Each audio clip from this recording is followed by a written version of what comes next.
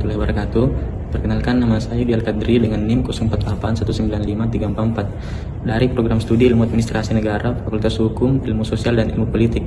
Pada kesempatan kali ini, saya akan menjelaskan mengenai urbanisasi yang meliputi pengertian urbanisasi, dampak, serta tantangan dan masalahnya terhadap pertumbuhan perkotaan. Baiklah, saya akan masuk ke pengertian urbanisasi. Secara umum, urbanisasi dipahami sebagai proses menjadi kawasan perkotaan, migrasi masuk kota, perubahan pekerjaan dari bertani menjadi yang lain, juga menyangkut perubahan dalam pola perilaku manusia.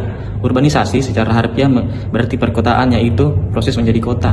Pengkotaan juga dapat diterapkan pada suatu negara, sehingga berarti meningkatnya proporsi penduduk yang bertempat tinggal di perkotaan.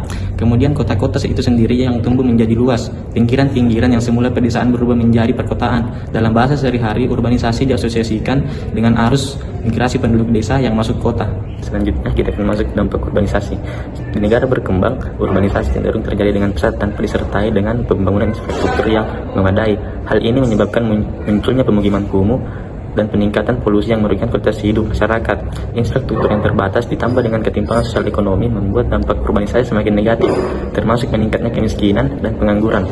Secara sosial, urbanisasi seringkali memicu kemiskinan, pengangguran, dan kriminalitas. Permintaan akan pekerjaan di kota yang tinggi tidak sebanding dengan jumlah tenaga kerja yang ada, sehingga banyak individu yang bekerja di sektor informal dengan kondisi yang tidak layak. Selain itu, urbanisasi yang pesat juga meningkatkan jumlah kendaraan yang berkontribusi pada kemacetan lalu lintas dan semakin memperburuk kualitas hidup perkotaan. Sementara itu, di negara maju, meskipun urbanisasi juga terjadi, perubahan fisik kota lebih teratur dengan adanya pembangunan perumahan elit di pinggiran kota yang dilengkapi dengan teknologi canggih dan fasilitas yang baik. Oleh karena itu, meskipun urbanisasi tetap mempengaruhi negara maju, negatifnya lebih terkendali dibandingkan dengan negara berkembang. Pernyataan Gunnar Myrdal juga relevan dengan dalam konteks ini, yang menekankan bahwa urbanisasi bukanlah hasil langsung dari pertumbuhan ekonomi yang sehat, melainkan seringkali merupakan proses terhadap ketidakmeratan pembangunan dan kemiskinan. Oleh karena itu, urbanisasi menjadi gejala kemiskinan dan bukan solusi bagi masalah kemiskinan itu sendiri. Baiklah, yang terakhir kita akan bahas tantangan dan masalah urbanisasi di Indonesia saling berkaitan dan mencakup berbagai aspek yang mempengaruhi perkembangan sosial, ekonomi, dan lingkungan.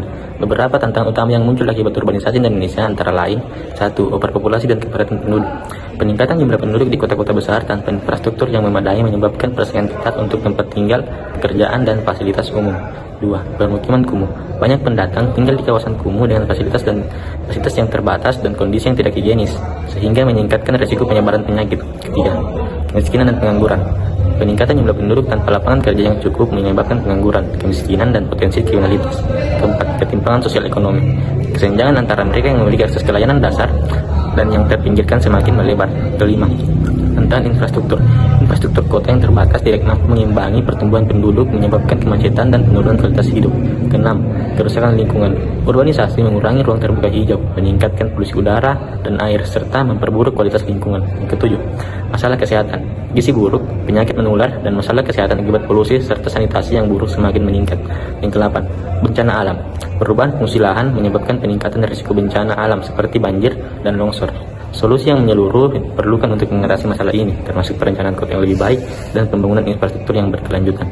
Baiklah, sekian dari saya, kurang lebihnya mohon dimaafkan. Assalamualaikum warahmatullahi wabarakatuh.